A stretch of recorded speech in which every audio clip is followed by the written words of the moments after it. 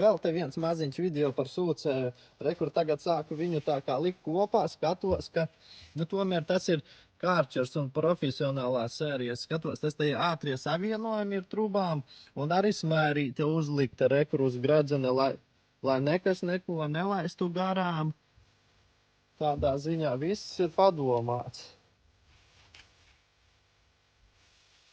Viss uz ātriem savienojumiem, viņi vienkārši uzspiet un viss viegli noņemās. Nekas nav jārauj ar spēku, nekas. Apakšā vietas viņam arī daudz, kastetā tāda paliela, maiss arī liels. Es domāju, viņu reti vajadzēs iztukšot.